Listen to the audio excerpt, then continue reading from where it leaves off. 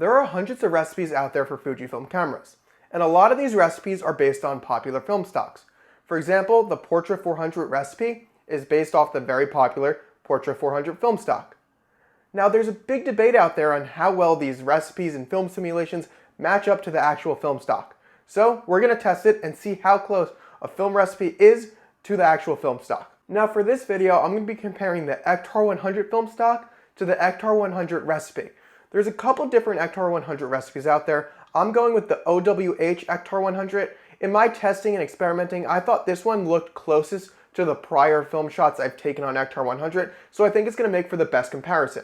Ektar 100 is known for being really punchy and saturated and a great film stock for landscapes. It's often compared to Velvia. So what better place to shoot it than North Carolina on my vacation?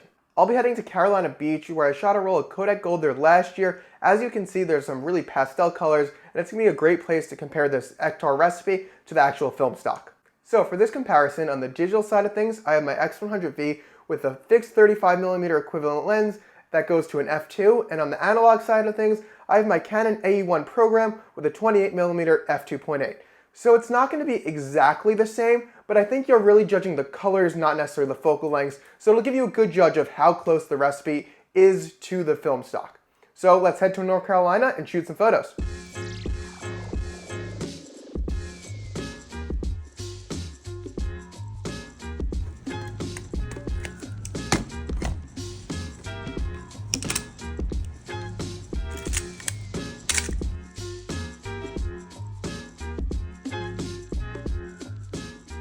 Currently here in Carolina Beach. On my X100V, I have the Ektar 100 OHW recipe, and on my AE1, I have the actual film stock.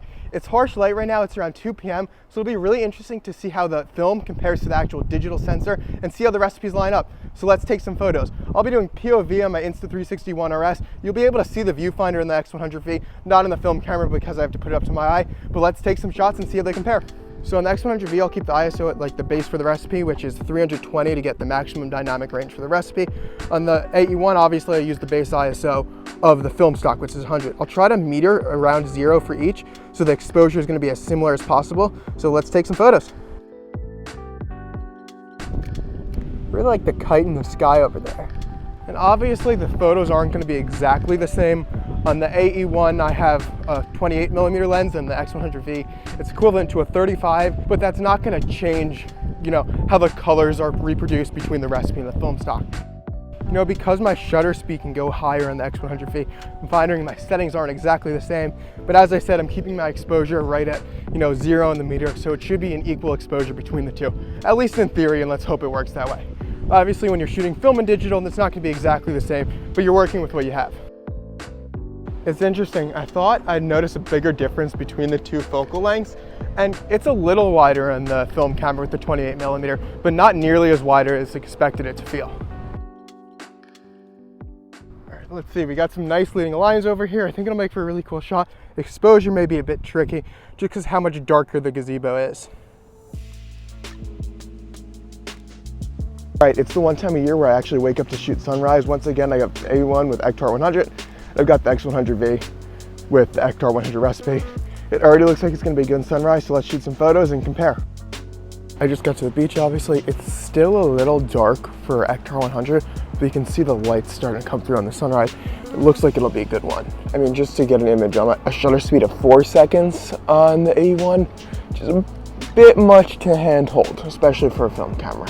Oh man, I don't think you can see it if it tilts up maybe. Look at the moon. Wish I had my long lens again.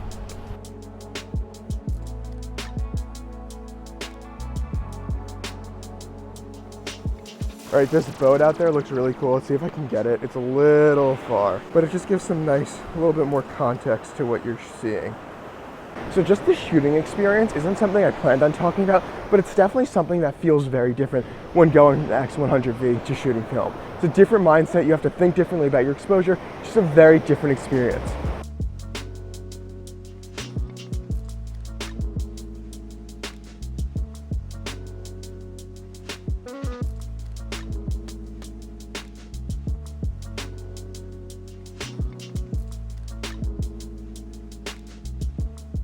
So that's most of the photos I shot while on vacation.